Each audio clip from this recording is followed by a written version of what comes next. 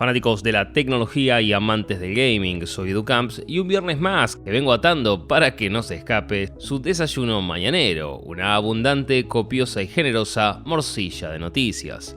Este resumen de noticias de tecnología y noticias de gaming, chicos, viene hasta la remanija de novedades, con los nuevos Ryzen 7000 que no eran tan grosos como parecían, Intel que presenta su 13ª generación, sin sorpresas tampoco, las placas de video Radeon RX 7000 que podrían ser más baratas que las RTX 4000 y una buena para todos los gamers, y las GeForce RTX 3000 que siguen en la lona. Ni hablar del bonus track que es para una medalla a la asistencia perfecta. Todo eso y más en esta nueva morcilla de noticias. ¡Vamos a darle!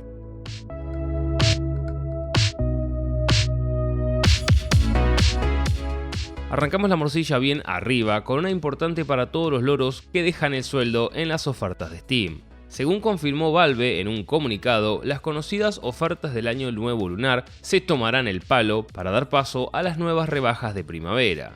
Parece que Valve se sentía en falta con esta estación, dado que siempre ofrece periodos de grandes rebajas en verano, otoño e invierno, pero no en la estación del amor.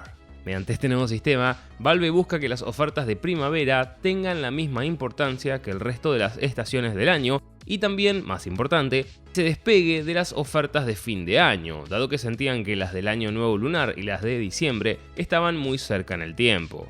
Eso les permitirá a los developers y publishers tener más espacio entre las 4 principales ventas de temporada y controlar así con mayor precisión su calendario de descuentos. Eso significa que las próximas ofertas de Steam serán las de otoño, del 22 al 29 de noviembre, luego las de invierno, del 22 de diciembre al 5 de enero, y finalmente debutarían las ofertas de primavera, del 16 al 23 de marzo. Si a ustedes, chicos, les gustaría que en este canal haya un video fijo con cada temporada de descuentos, me lo dejan saber en los comentarios. Esta semana se conoció finalmente qué era lo que cambiaba en la última PlayStation.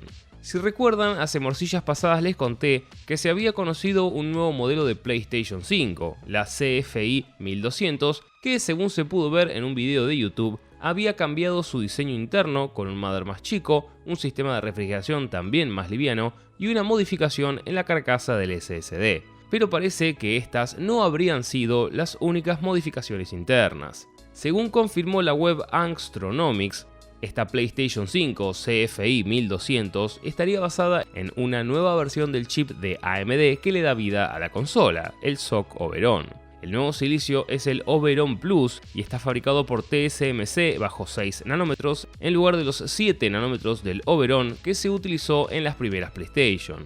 Ahora no se pongan lacas, chicos, porque a nivel de potencia gráfica y de rendimiento no existen cambios. Estamos hablando de un chip un 15% más chico y un 18% más denso. Eso significa que es un modelo más eficiente energéticamente y al mismo tiempo calienta menos, de ahí que Sony pudo achicar el sistema de refrigeración y bajarle el peso total a la consola. Según esta web, la principal razón del cambio es que bajo esta litografía en una misma oblea se pueden sacar hasta un 20% más de chips, lo que reduce su precio en total y le permite a Sony mejorar la cantidad de unidades disponibles en las tiendas. Recordemos que esta consola lleva en el mercado 2 años y todavía en muchos países es complicado conseguirla, por lo que era esperable que más temprano que tarde saliera algún modelo con alguna modificación técnica o mejora de hardware. La que demuestra que sigue teniendo arrastre como tu tía buscona es la franquicia de Call of Duty. Termine siendo de Microsoft o no, es una saga que no piensa morir y prueba de eso son los números que ha registrado en su última beta abierta. Solo en Steam, el modo multiplayer del Call of Duty Modern Warfare 2 ha logrado juntar a 168.000 jugadores simultáneos, pasándole el trapo ese día a otros juegos populares como Team Fortress 2, Destiny 2, El Teto y la Piragua, Grand Theft Auto 5 e incluso Cyberpunk 2077, que viene subiendo de a poco. Por lo que seguramente, si esto fue lo que registró en Steam, la cantidad de loros que le habrán dado en consola debe haber sido el doble. Igualmente hay que tener en cuenta que estamos hablando de una beta abierta gratuita y no del juego final, por lo que quizá este 28 de octubre, cuando todos los jugadores se den cuenta que necesitan ponerse con 60, 70 dólares para volver a jugar, no sean tantos los que aparezcan por el lobby del Modern Warfare 2. Vamos con una muy feliz para los que todos los días cuentan sus ahorros y ven que les falta poquito para llegar. ¿Quién diría que sería la misma criptominería con el merge de Ethereum la que se clave no solo a los mineros, sino también a los mismos fabricantes de placas de video? Es que tras el anuncio de las nuevas Nvidia GeForce RTX 4000, los valores de las placas de video de anteúltima generación están bajando. Según muestra el portal Tom's Hardware, en esta semana los valores minoristas de las tarjetas gráficas cayeron en promedio un 3,5%. Por ejemplo, mientras la GeForce RTX 3090 Ti no se movió, y también ya está más regalada que tu prima, otras como la GeForce RTX 3090 y la RTX 3060 Ti tuvieron una caída de nada menos que de un 11% en una semana. Otros modelos que también la recomieron fueron la Radeon RX 6750 XT, la RX 6700 XT y la GeForce GTX 1650, todas con una caída en su valor de más de un 10% en una semana. Una locura. Los precios de referencia, chicos, han sido los de eBay, pero más allá de esta información que es específica del mercado de Estados Unidos, seguramente no pasará demasiado tiempo para que veamos también caídas de precio en nuestros países, dado que la sangría es mundial. Quizá no lleguen a esos valores, pero más baratas que hace un par de semanas, seguro las vamos a encontrar. Los que parece que están jugando el TEG son los rusos, porque anuncian cómo van a atacar antes de hacerlo. Esta semana se conoció que el Kremlin estaría planeando lanzar ciberataques a las instalaciones de suministro eléctrico del este y sur de Ucrania, con el fin de inutilizar su infraestructura crítica y dejar a la población sin luz en pleno invierno. Parece chiste, pero la guerra entre Rusia y Ucrania ya lleva medio año y no hay ninguna señal de que esto vaya a parar en el corto plazo. Es más, todas las sanciones económicas a Rusia y el apoyo armamentístico a Ucrania de nada sirvieron porque los rusos han seguido adelante con su ofensiva. Una de estas sería mediante la red, dado que el gobierno ucraniano advirtió que el Kremlin tiene pensado realizar ciberataques a gran escala contra el sistema eléctrico del país. Esta no sería la primera vez, porque en enero de 2015, hackers bancados por el Kremlin efectuaron un ciberataque con el malware Black Energy 3, donde atacaron los sistemas de control de las compañías eléctricas ucranianas y desencadenaron un fallo que dejó a más de 225.000 personas sin electricidad durante 6 horas. Luego en 2016, otro ciberataque con el nombre de Industroyer y Crash Override se conectaba a los sistemas de la red eléctrica y ordenaba que se desconectaran, volviendo a hinchar las pelotas a los pobres civiles ucranianos. Como ven, chicos, la guerra moderna no solo se combate en las trincheras, sino también en el metaverso. Los que parece que no entendieron que el Game Pass es el futuro son los capos de PlayStation, Yoshida y Ryan. En una entrevista en el evento London Excel, el capo de PlayStation Indies confirmó su visión del mercado de los videojuegos y, como se podía esperar, confirmó nuevamente que PlayStation no tiene pensado sumar sus exclusivos AAA desde su lanzamiento en el servicio de PlayStation Plus. Los japoneses no ven con buenos ojos la estrategia de Microsoft de incluir sus exclusivos más potentes desde el día de lanzamiento en su servicio de suscripción Xbox Game Pass. Al contrario, para estos ejecutivos, pero en realidad para toda la cúpula de Sony, tiene mucho más peso, seguramente económico y de ventas, el lanzamiento premium de un título y todo el momento de su estreno.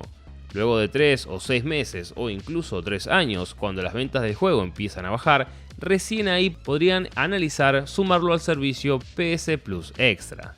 Para Yoshida, con este método de distribución tradicional, los estudios de desarrollo tienen más control sobre el ciclo de vida de los videojuegos, entonces pueden encontrar continuamente un público al mismo tiempo que siguen generando ingresos. Del mismo modo, es con este modelo de negocio mediante el cual pueden solventar los altos costos de crear un juego AAA, dado que sin toda esa guita que se gana con cada exclusivo, no podrían reinvertirla para seguir haciendo juegos de igual o mayor calidad. Obviamente que estos japoneses no son ningunos dolobos y saben que el nuevo servicio de suscripción PlayStation Plus no es algo estático, sino que se va a ir adaptando según las necesidades de la empresa y lo que sea que busquen en cada momento. Para mí, chicos, y como van a entender en un futuro video, el gaming como servicio es el futuro, pero que ahora esté despegando es otra cosa. Estamos todavía alquilando 2x1 en Blockbuster, mientras que ya hay gente que se comparte las películas por internet. Una de las noticias más importantes de la semana ha sido la presentación oficial de la 13ª generación de procesadores Intel, los nuevos Raptor Lake. Como ya les conté antes, chicos, estos procesadores serán retrocompatibles con los mothers Intel 600 y además con memoria RAM DDR4. Como hice con AMD, acá les voy a resumir la presentación, pero les aviso que lo realmente picante va a conocerse cuando salgan las reviews independientes, dado que el pasto no siempre es tan verde como nos lo pintan las empresas en sus presentaciones. Comenzando con los datos generales, entre la 12ª y la 13ª generación, chicos, no existen tantas diferencias. Si bien Raptor y Alder Lake en arquitecturas son idénticas, acá se han mejorado los núcleos de mayor rendimiento con una caché mejorada y se han aumentado los E-cores justamente para maximizar el rendimiento en tareas que requieren de muchos núcleos trabajando al mismo tiempo. Asimismo, la compatibilidad con las memorias RAM DDR5 se ha aumentado hasta llegar a los 5600 MHz de forma nativa, pero pudiendo llegar a los 6600 MHz con Intel XMP 3.0. Entrando en lo importante, los CPUs que se presentaron fueron 6, los modelos K que permiten overclock y los KF que además de overclock no incluyen gráficos integrados y por ende son un toque más baratos. Arranquemos por el tope de gama, el Core i9 13900K y el KF, que incluyen 24 núcleos y 32 hilos, son 8 P-cores y 16 E-cores, con 68 MB de caché combinado L2 y L3 y una frecuencia máxima de 5.8 GHz. Son básicamente 8 núcleos y 8 hilos extra que el i9 12900K y unas frecuencias turbo unos 600 MHz superiores. Estos CPUs costarán unos $589 y $564 cuando salgan a la venta el 20 de octubre de este año. El que le sigue es el Core i7 13700K y el KF, CPUs con 16 núcleos y 24 hilos. Son 8 P-cores y 8 E-cores que mantienen los mismos núcleos que los i7 12700, pero los exprimen con 400 MHz más en frecuencias turbo. Este procesador saldrá a la venta a unos $409 la versión K y $384 la KF. Finalmente tenemos los Core i5 13600K y obviamente el KF con 14 núcleos y 20 hilos, contando 6 P-cores y 8 E-cores. Comparativamente son 4 núcleos y 4 hilos más que la generación anterior y unas frecuencias unos 200 MHz más rápidas. Estos CPUs saldrán al mercado a unos $319 y $294, volviéndose la opción más barata de todo el lanzamiento. Intel afirma que contra Alder Lake, estos Raptor Lake ofrecen hasta un 15% de rendimiento adicional en mononúcleo y hasta un 41% más en multinúcleo, todo gracias a sus frecuencias más elevadas y a un mayor recuento de hilos. Además, en cargas de trabajo específicas, como creación profesional multitarea, entre generaciones se obtiene una mejora de rendimiento que va del 25 al 35%, dependiendo de los programas utilizados. Es más, afirman que el i9 13900K puede empatarle el rendimiento al i9 12900K consumiendo solo 65 watts. Si le suben la rosca hasta los 241, puede comérselo por un 37%. En cuanto al gaming, Intel afirma que su nuevo procesador tope de gama, el Core i9 13900K, se come crudo al tope de AMD de la anterior generación, el Ryzen 9 5950X, con diferencias que van desde un 6% hasta un 58%, dependiendo del juego. Para ponerle el clavo final en el ataúd de AMD, o capaz adelantarse a la llegada del todopoderoso Ryzen 7 7800X 3D, los del equipo azul confirmaron que dentro de poco el i9 13900K no será el CPU más potente de Raptor Lake, porque para principios del año que viene, muy probablemente para la CES de 2023, llegarán en cantidades limitadas un más potente Core i9 13900KS, prometiendo ser el primer CPU en alcanzar una frecuencia de 6 GHz de fábrica. Seguramente Intel esté recolectando los mejores 13900K para venderlos como KS, dado que suelen ser silicios que logran alcanzar frecuencias más altas sin necesidad de aumentar el voltaje o subiéndolo lo mínimo posible. Para cerrar mis loros, el último dato de esta presentación ha sido obviamente las placas madre con chipset Intel Z790, compatible tanto con procesadores de 12ª como de 13ª generación. Como siempre estarán fabricadas por sus partners Asus, EVGA, Gigabyte, MSI, ASRock y hasta NZXT, y a diferencia de la anterior generación contarán con 20 líneas PCI Express 4.0 contra las 12 de las Z690 y solo 8 líneas PCI Express 3.0 contra las 16 líneas de la generación pasada. A nivel conectividad tendremos hasta 5 puertos USB 3.2 de 20 GB por segundo, básicamente un puerto más que las Z690. Después, salvo giladas que les pongan los fabricantes, no hay nada nuevo bajo el sol. Como ven chicos, la 13ª generación ya está acá. Tocará esperar a los reviews independientes para dar conclusiones, pero Intel se movió sobre seguro y no dio el salto como AMD, motivando a la gente que busca un poco más de rendimiento gastando menos dinero, pero a cuenta de tener una PC obsoleta entre comillas, más rápidamente que con AMD. Igualmente tampoco están así chicos, porque como pudieron ver, los precios de la preventa tampoco es que respetan demasiado lo anunciado por Intel, por lo que de nuevo volveremos a hablar cuando salgan las reviews de estos procesadores, a ver si por lo que cuestan vale la pena. El que se dio cuenta de la diferencia de hackear a empresas que hacen dinero y a otras que viven por y para el dinero fue el pendejo que filtró el gameplay de GTA 6. Según reportó la policía de Londres, el fin de semana pasado lograron arrestar a un joven de 17 años, quien presuntamente habría sido la persona que filtró toda esta información sobre la última entrega de GTA, además de haber planeado, desarrollado y ejecutado el ataque a la aplicación de taxis Uber. Según los medios ingleses, el pibe se encuentra detenido tras comparecer ante el Tribunal de Menores de Highbury Corner y seguramente siga ahí unos días más hasta que cante y delate a sus compañeros, que según parece lo ayudaron con los otros ataques, supuestamente al menos otras 2 personas más. Por otra parte, varias teorías indican que este loro podría estar relacionado con el grupo Lapsus, otro equipo de hackers que, si recuerdan morcillas pasadas, se mandaron de las suyas atacando a Nvidia y filtrando el código de DLSS, como también atacaron a Microsoft, Bandai Namco, Samsung y Ubisoft. El acusado se declaró inocente y todo este proceso judicial seguro que tomará tiempo. Si tengo que contarles el final, seguramente serán muchos años de prisión para el hacker y un mensaje claro de que seas hacker o modder, con Rockstar Games y Take-Two no se jode. Y sí, señores, crónica de una muerte anunciada. Google anunció que finalmente cerrará Stadia.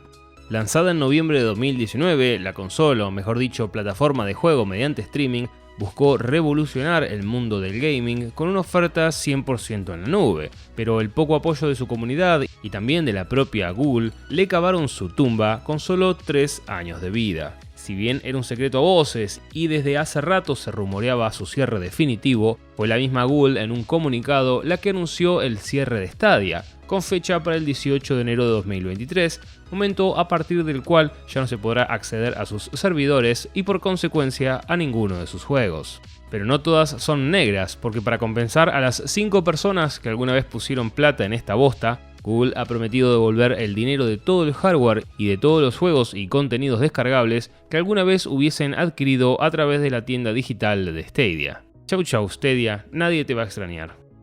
Obviamente que la noticia más importante de la semana ha sido la liberación del embargo de los reviews de los nuevos AMD Ryzen 7000, y como siempre suelo hacer en estas morcillas, voy a darles un pequeño resumen de lo que han publicado otros medios con sus conclusiones mientras les paso gráficos que me prestó Carlitos Tech Power Up. Arranquemos. Ya sabían ustedes que eran 4 los procesadores lanzados: el Ryzen 9 7950X, el Ryzen 9 7900X, el Ryzen 7 7700X y el Ryzen 5 7600X, además de 4 chipsets con socket AM5 y encastre LGA, es decir, con los pines en el mother. En cuanto al primero, el Ryzen 9 7950X es obviamente la opción más potente de esta generación y se come crudo a todo lo que le tiren. Es un 25% más rápido que el Ryzen 9 5950X, un 10% más que el 7900X y un 20% más que el 7700X. Comparado con Intel, en ciertas cargas de trabajo sobrepasa el Core i9 12900K por un 15%, pero en otros llega a comérselo desde un 30 a un 50%, desubicadísimo. Ahora en gaming, como suele pasar con los topes de gama, no siempre son la mejor opción.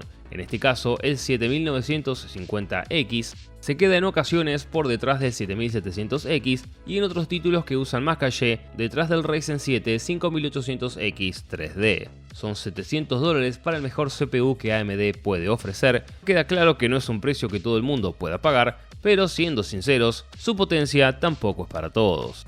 Seguimos con el Ryzen 9 7900X. Esta CPU de 12 núcleos y 24 hilos se posiciona un 6% arriba del i9 12900K y hasta un 15% arriba del i7 12700K. Lo interesante de este procesador es que en gaming sí se la aguanta, comiéndose en promedio en un 5% al Ryzen 7 5800X 3D y por un 1% al 7700X, pero se ve cayendo contra los procesadores Intel de 12ª generación. A unos $550 es quizá la opción para creadores y streamers más interesante, dado que es un toque más barato que el i9 12900K y le pasa el trapo en cargas de trabajo intensivas. Quizás si los precios se acomodan en 2023 y el Ryzen 9 7950 baje de precio, este sea un CPU que le cueste encontrar su mercado, dado que actualmente los $150 de diferencia sí pesan, sumando Mother y RAMs. Pero de nuevo, si esta diferencia sea chica, quizá los creadores que buscan potencia bruta vayan directamente por el Ryzen 9 7950X. En cuanto al Ryzen 7 7700X, chicos, este procesador de 8 núcleos y 16 hilos se ha consolidado en las reviews como la mejor opción Zen 4 para jugar. En la mayoría de las webs afirman que este debería haber sido el 7800X de esta generación, pero seguramente AMD le cambió el nombre para que no se superponga con un futuro Ryzen 7 7800X 3D y al mismo tiempo para alinearse con Intel, que no ofrece ningún 12800. Por un lado, en condiciones profesionales, este Ryzen 7 7700X es un 30% superior que el 5700X y un 20% más que el 5800X, un margen desubicado dado que mantiene la misma cantidad de núcleos. Además, se come al 5950X por un pelín, pero cae ante el i9 12900K por un 7% en estos tests sintéticos. Donde sorprendentemente sobresale es en gaming, dado que a diferencia del 7900 y del 7950X, que usan dos CCD, este chip usa un solo CCD y gracias a eso no tiene ningún tipo de latencia que afecte al gaming. Esta Ryzen 7 7700X es capaz de comerse al 5800X 3D en todos los juegos, excepto en los más demandantes a nivel de CPU. El Ryzen 7 7700X saldrá a la venta a un precio de $400, $50 menos que el 5800X cuando se lanzó y unos $30 menos que el 5800X 3D, lo que puede parecer económico, excepto que tenemos que sumarle Mother y RAM a toda esta cuestión. Finalmente, la frutilla del postre y seguramente el CPU más esperado sea el Ryzen 5 7600X. Este procesador de 6 núcleos y 12 hilos es la opción de entrada a Zen 4 y es la que menos temas de temperatura ha tenido, manteniéndose a menos de 90 grados con un air cooler. A nivel rendimiento sintético, este procesador se come por un 25% al 5600X e incluso otros como el Ryzen 9 3900X, también al 5800X 3D y el 5800. Lamentablemente se queda atrás del 12700K en un 10% y en un 15% abajo del 7700X, mostrando así la diferencia que existe con su hermano mayor.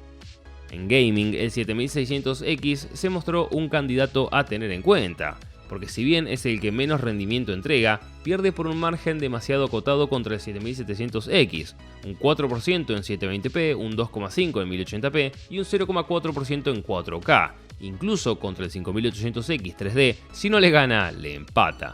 Entonces, en ese sentido, por $300 se vuelve la mejor opción para jugar, con un excelente ratio precio-rendimiento, teniendo en cuenta de vuelta que tenemos que ponernos con una nueva RAM y una nueva Mother.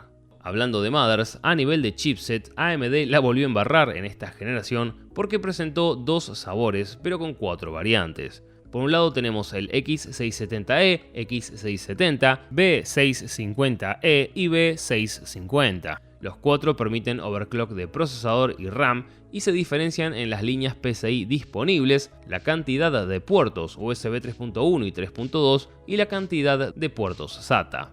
Ahora, la principal diferencia importante es que solamente los X670E y los B650E tendrán PCI Express 5.0 en configuraciones de 1x16 o 2x8. Las no E tendrán solamente PCI Express 4.0. Si bien ahora esto no es demasiado importante porque básicamente no existen SSDs 5.0 ni GPUs que usen este mismo estándar, por lo menos en el mercado de consumo, quizá a futuro, cuando salgan estas unidades y sobre todo se puedan pagar, las variantes E pasen a valer lo que cuestan. Sí hay que mencionar que entre tanto dato, hubieron dos temas que muchos reviewers notaron y es el tiempo de buteo y los crasheos cuando las PCs entraban en hibernación. Parece que el problema está en las memorias DDR5, que todavía no funcionan como deberían y que se solucionarán con un parche de BIOS, pero que los early adopters se van a tener que comer con papas. Otro tema también que fue bastante sonado es el de las temperaturas de estos CPUs. Si bien muchos reviews no tuvieron demasiados problemas, en varias pruebas se pudo ver que los Ryzen 7000 en cargas de trabajo sobrepasan los 90 grados y en ocasiones los 95 grados. Bueno, en ese sentido, AMD ha confirmado que la temperatura en AM5 será superior a la de AM4 y que el TJ Max, es decir, la temperatura máxima segura a la que puede operar un procesador, será mayor a la generación anterior. Para AMD, 95 grados Celsius no se considera caliente, sino que el CPU irá intencionalmente hacia esta temperatura, tanto como sea posible bajo carga, porque el sistema de administración de energía sabe que esta es la forma ideal de exprimir al máximo el rendimiento del chip sin dañarlo. Todo bien, pero a mí me hace bastante ruido tener un CPU a 95 grados cada vez que lo tengo que poner a laburar. Bueno chicos, después de tantas filtraciones, los nuevos procesadores AMD al fin están acá. Zen 4 y AM5 ya no son un misterio y tenemos números de testers y reviews independientes para tomar una decisión. Por el momento, y esto sí es mi opinión personal, me parece que no fue para tanto, ni con AMD ni con Intel, y que de vuelta para mí todavía no es momento de comprar. Quizá la decepción fue mayor con AMD porque estamos ante un salto de generación, pero creo que las personas que hoy tienen un Intel de décima, onceava e incluso de doceava, o un AMD 3000 o 5000, el cambio no se justifica del todo.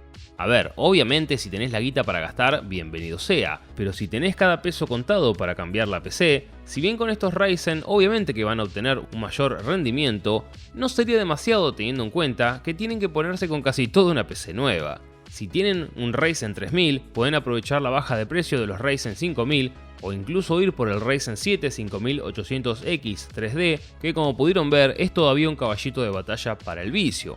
Y si tienen un Intel de novena, décima o onceava, con los de doceava generación deberían estar más que bien.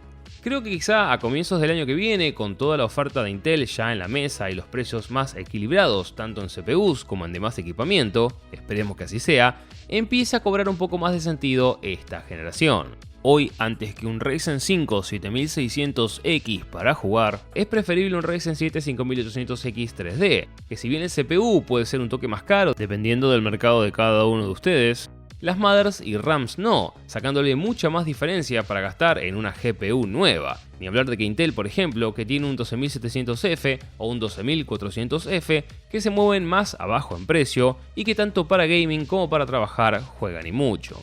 Entonces, de vuelta chicos, es genial que finalmente tengamos entre nosotros este nuevo socket y esta nueva plataforma, pero en mi opinión no es necesario apresurarse, porque este AM5 tendrá una vida útil de varios años, según AMD hasta 2025, por lo que tendremos bastante tiempo para pensar en actualizar la PC. ¿Ustedes chicos pudieron chequear algún review independiente de los Ryzen 7000? ¿Qué les parecieron? ¿Cumplieron con sus expectativas? Los leo acá abajo. Bueno, antes de ir cerrando la morcilla chicos, lo prometido es deuda. Voy a anunciar a los ganadores del sorteo de los 3 meses del Xbox PC Game Pass. La consigna era poner el juego al que querían viciar junto al hashtag de Gloria al Xbox PC Game Pass. Voy a usar la página App Sorteos OK para hacer el sorteo y va a ser la misma con la que voy a sortear los $50 en el video de indies que sale mañana.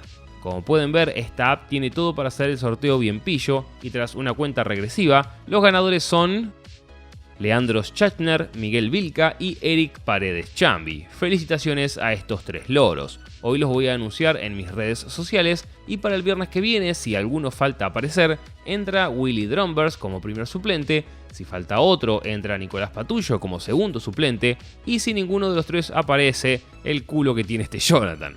Felicitaciones de vuelta a los ganadores y muchas gracias por participar. Ahora sí, seguimos con las noticias. El lanzamiento que todavía nos falta para cerrar el año es obviamente el de las placas de video AMD Radeon RX 7000. Y tras conocerse los precios de las RTX 4000, la duda nos persigue. ¿Las nuevas placas de video de AMD serán más baratas o tendremos que ponernos con más de $1000 si queremos lo nuevo del equipo rojo? Bueno, esta semana el analista de mercado Dylan Patel de Semi-Analysis ha publicado un interesante informe donde muestra que por primera vez en una década, Nvidia está en desventaja en costos contra AMD.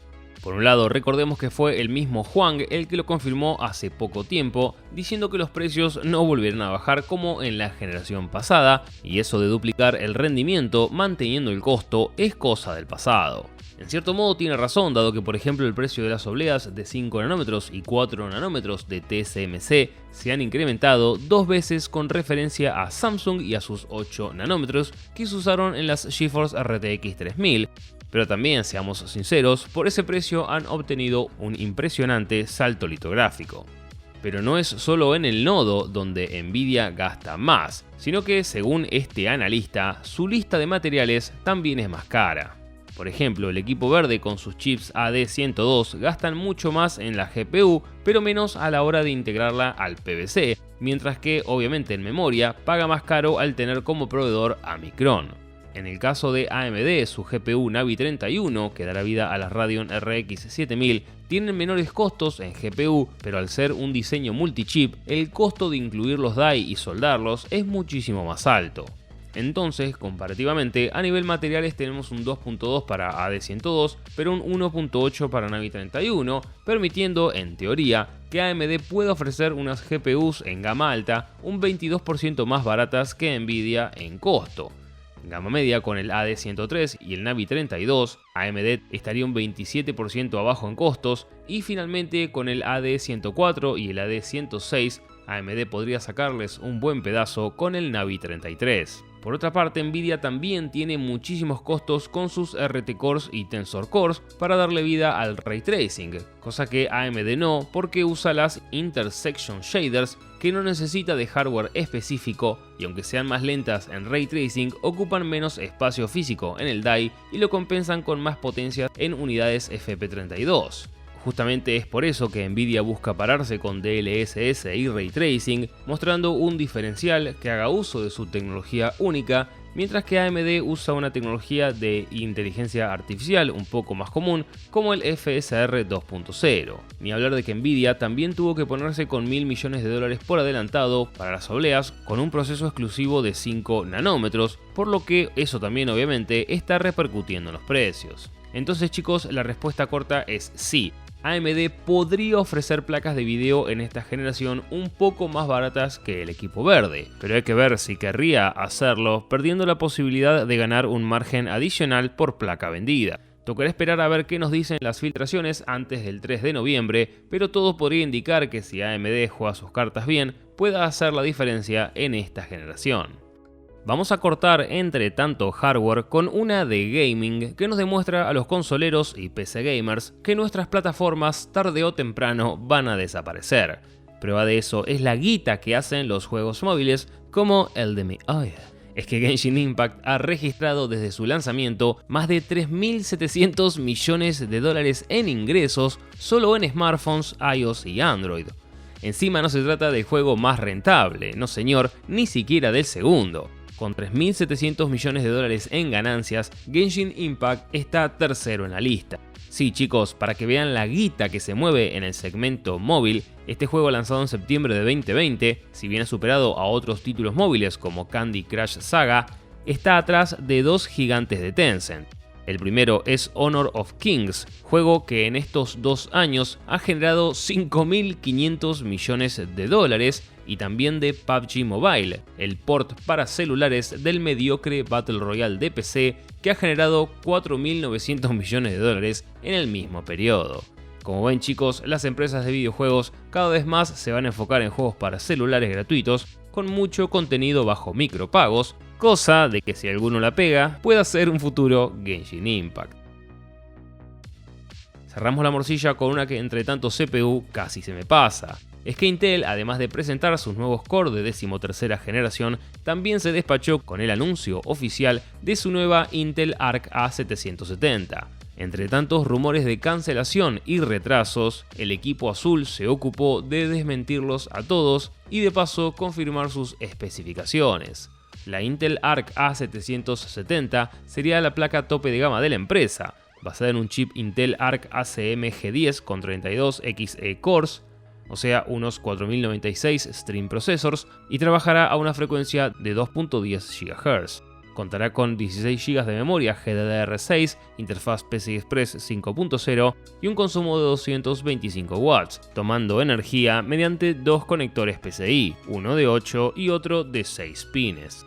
Más allá de los datos técnicos chicos, esta plaquita en rendimiento se compararía con la GeForce RTX 3060, donde de 17 juegos probados, la GPU de Intel ganó en 12, empató en 1 y perdió en 4, bastante bien para hacer su primer intento. Por otra parte, donde Intel saca pecho es con XeSS, su tecnología de reescalado por inteligencia artificial, que sería equiparable al DLSS 2.0 y podría entregar mejoras de rendimiento de hasta un 40% en juegos compatibles. Ahora, la parte importante es obviamente disponibilidad y precio. La Intel Arc A770 saldrá a la venta el 12 de octubre a unos $329 y habrá que esperar a los primeros reviews para ver si vale la pena. No tanto por la placa, porque una RTX 3060 con 16 GB va bastante bien, sino por los drivers que tantos dolores de cabeza le generaron a la Intel Arc A380. Ahora sí, señores, llega al fin la mejor sección de la morcilla de noticias, el sacro bonus track morcillero. Arrancamos el sacro bonus track bien arriba con una que muestra hasta dónde ha avanzado la generación de cristal. Es que a días del lanzamiento de FIFA 23, la gente de Eurogamer ha podido probar el simulador de fútbol antes de tiempo y ha notado una extraña opción dentro de la configuración, la de desactivar los comentarios negativos. Sí chicos, así como lo escuchan, en FIFA 23 los jugadores tendrán la opción de deshabilitar las críticas y los comentarios negativos de los relatores a las cagadas de los jugadores mientras se mantienen el resto de diálogos sobre jugadas y pases. Yo no me imagino quién tiene esa B de Virgocho tatuada en la frente para querer desactivar esas idioteces, sobre todo cuando te dan gratis tanto material para cargar a tus amigos muertos en el FIFA. Pero bueno, la generación del eso me ofende es la que manda y EA sabe que si quiere llegar a todos, tiene que ayornarse y eliminar todo rastro de críticas. Todos ustedes que no son tan llorones, ¿cómo bardean a sus amigos en un partido de FIFA? Los leo acá abajo. Vamos con una técnica de la mano de PlayStation. Esta semana el canal de YouTube de Coder le ha salvado la consola a un cliente que ha tenido una falla bastante picante. Resulta que al recibir la PlayStation 5, este loro notó que no encendía y obviamente procedió a abrirla y a desarmarla. Al testear voltajes y demás componentes, se dio cuenta que el problema no estaba en la placa, sino en el chip. En una primera mirada todo le pareció correcto, generándole aún más dudas. Pero alta sorpresa se llevó este loro cuando al mirar por debajo del film protector del chip notó el problema. El metal líquido del APU se había corrido y, como una mano de un familiar femenino por debajo de la mesa, se había colado por el protector plástico. Para dar contexto chicos, el metal líquido se utiliza como compuesto térmico para ayudar a conducir más efectivamente el calor del chip hacia la refrigeración. En este caso lo que pasó fue que el metal líquido que le puso Sony era demasiado y se desbordó por los costados y, como a diferencia de la pasta térmica, el metal líquido sí es conductor de la electricidad, eso generó que la consola se diera por muerta antes de tiempo. Por suerte el tipo este tenía los conocimientos técnicos para arreglar la PlayStation 5, si no, pobre de su cliente, le iba a tocar conocer la garantía de Sony. Su recomendación, chicos, es que todos los suertudos que apenas reciban una PlayStation 5 la usen en lo posible en horizontal, dado que al usar la parada, si los chinos le pusieron demasiada cantidad de metal líquido, este se puede desbordar y cagarla. Después de algunos meses, cuando este compuesto metálico se endurezca, ahí ya no tendrían ningún problema para usarla en vertical. Vamos con una que muestra que no solo es Nintendo y Rockstar a las que les joden que usen sus licencias sin permiso. En 2009, Atlus y Sega lanzaron un MMO llamado Shin Megami Tensei Imagine Online, jodita que no duró demasiado dado que lo cerraron en 2016. El tema es que en 2020 unos fanáticos de la saga se pusieron las pilas y reabrieron un servidor del juego llamado Requiemu Imagine, con un nuevo launcher, una web para registrarse y servidores que imitaban a los del juego original y les permitían a todos los loros nostálgicos volver a viciar a este título ya extinto. Bueno, en estos días se hizo público que un loro del servidor recibió una citación por parte de Atlus para presentarse ante los tribunales. En diciembre de 2021 los japoneses habían demandado a este grupo de usuarios porque para Atlus este juego Requiemu Imagine usa ilegalmente información bajo copyright y le ha causado un daño irreparable a la empresa, pidiendo a los tribunales que cierren tanto la web como los servidores del juego lo antes posible, además de, obviamente, que se pongan con una compensación monetaria de unos $25.000 por cada infracción. Habrá que ver, chicos, cómo sigue esta historieta, pero los acusados pueden ampararse en algunas protecciones de la Oficina de Derechos de Autor de Estados Unidos, que en algunos casos, y solo en algunos casos, permite romper la seguridad de DRM para preservar cierto contenido digital. Tocará esperar para ver si esto llega a buen puerto o tenemos un caso más de un juego que muere dos veces a manos de sus mismos creadores. Seguramente si algo les quedó claro en esta morcilla sobre los Ryzen 7000 han sido las altas temperaturas que levantan. Procesadores como el Ryzen 9 7900X en cargas de trabajo pueden sobrepasar los 90 grados centígrados. Bueno, mientras todos los demás estaban haciendo sus pruebas de rendimiento, el overclocker alemán Der Bauer estaba haciéndole un delete al 7900X, un adelantado. Para los que no saben, el delete se conoce al procedimiento de remover el IHS, o en criollo, el cosito metálico que está arriba del procesador. Si bien es un método peligroso porque si lo hace alguien que no sabe la puede cagar, si se hace bien puede bajar mucho la temperatura en procesadores muy calentones como estos. Pese a que los Ryzen 7000 acaban de salir, el loro este se construyó un prototipo de herramienta para realizar el delete y así quitar el IHS al Ryzen 9 7900X. Tras un interesante trabajo de diseño e ingeniería, pudo crear un bloque de aluminio, un soporte y una protección para usar el Ryzen 9 7900X sin su IHS. El chistecito es que tras hacer todo esto, lo ha conectado a un water cooler de 360 milímetros y, oh sorpresa, las temperaturas habían bajado de 90 a 91 grados a, escuchen bien, unos 70 grados. Sí, así de desubicado, 20 grados de temperatura menos al sacarle el IHS. Ahora, a pesar de todo este laburo, a nivel rendimiento no se movió un carajo, porque solo pudo subir unos 50 MHz para alcanzar así los 5.5 GHz. Y para peor, el diseño de Der Bauer tampoco parecería en un primer momento apto para ser producido en masa, porque antes de ver la luz con el 7900X se la comió toda matando en el proceso a un Ryzen 7 7700X. Cerramos el sacro bonus track morcillero, chicos, con una noticia que muestra que con esfuerzo y paciencia todo es posible.